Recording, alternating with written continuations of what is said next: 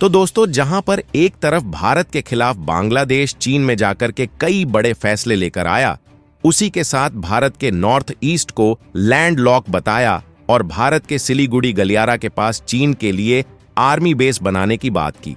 इन सब बातों को ध्यान में रखते हुए भारत ने सबसे पहले बांग्लादेश की ट्रांसशिपमेंट फैसिलिटी को बंद किया।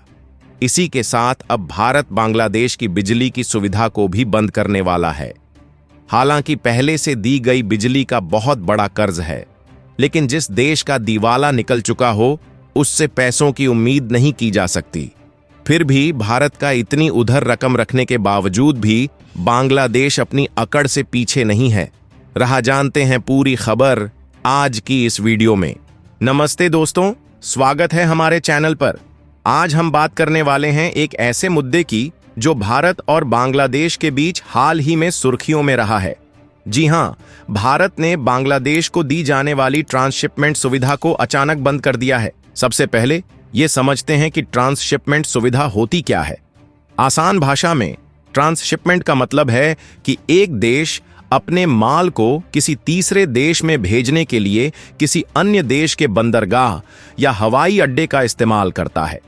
भारत ने जून 2020 में बांग्लादेश को यह सुविधा दी थी, जिसके तहत बांग्लादेश अपने सामान को नेपाल, भूटान, म्यांमार और अन्य देशों में भारत के रास्ते भेज सकता था। उदाहरण के लिए, बांग्लादेश के रेडीमेड गारमेंट्स दिल्ली के इंदिरा गांधी इंटरनेशनल एयरपोर्ट से यूरोप या पश्चिम एशिया भेजे जाते थे।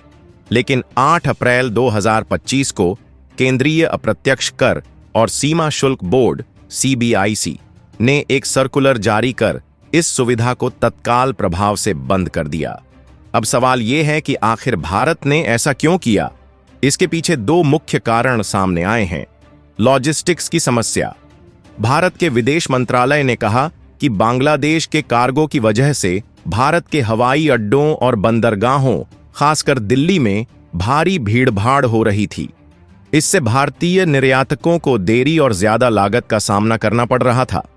Apparel export promotion council (APC) ने भी शिकायत की थी कि रोज 20 से 30 बांग्लादेशी ट्रक दिल्ली पहुंचते थे, जिससे भारतीय टेक्सटाइल निर्यातकों को नुकसान हो रहा था। भू राजनीतिक तनाव।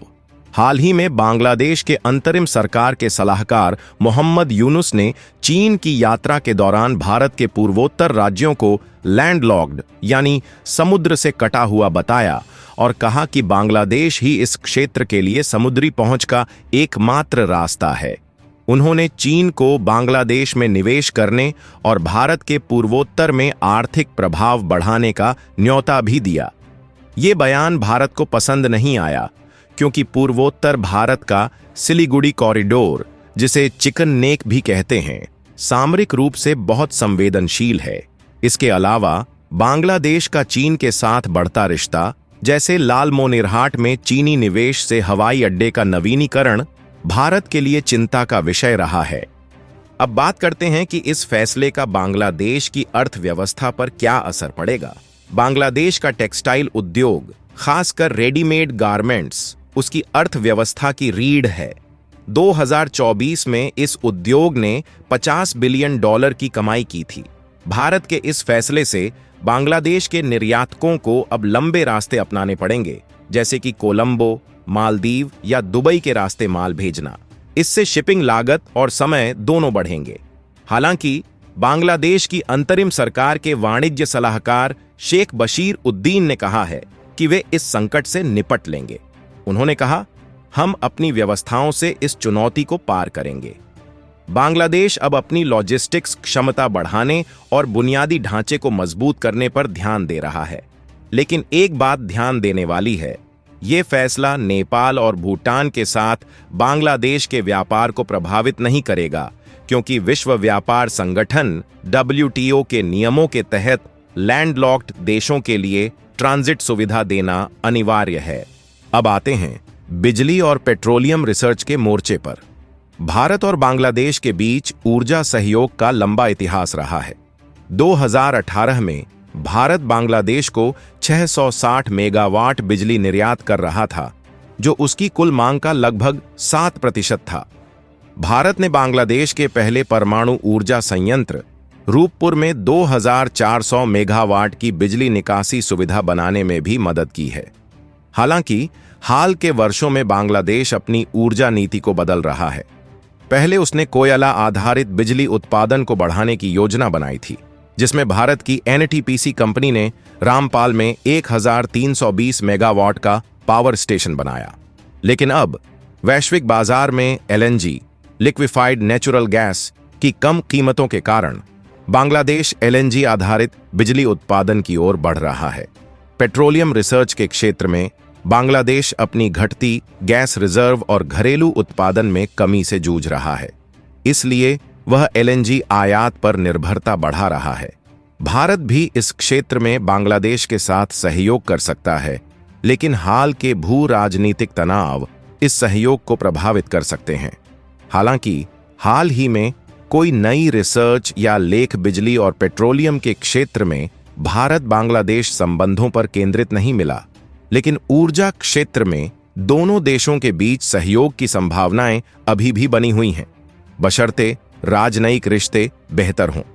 तो दोस्तों, अब सवाल यह है कि भविष्य में क्या होगा। भारत का यह फैसला निश्चित रूप से बांग्लादेश के लिए एक झटका है, लेकिन यह भारत के अपने निर्यातकों, खासकर टेक्सटाइल सेक्टर के लिए फायदेमंद हो सकता है। लेकिन क्षेत्रीय व्यापार और कनेक्टिविटी के लिए भारत और बांग्लादेश को मिलकर काम करना होगा। विशेषज्ञों का कहना है कि भारत को अपनी नेबरहुड फर्स्ट नीति के तहत बांग्लादेश के साथ संवाद बढ़ाना चाहिए। दोनों देशों को संयुक्त बुनियादी ढांचा परियोजनाओं जैसे ड्राई पोर्ट्स या ट्रांसशिपमेंट कॉरिडोर पर काम करना चाहिए।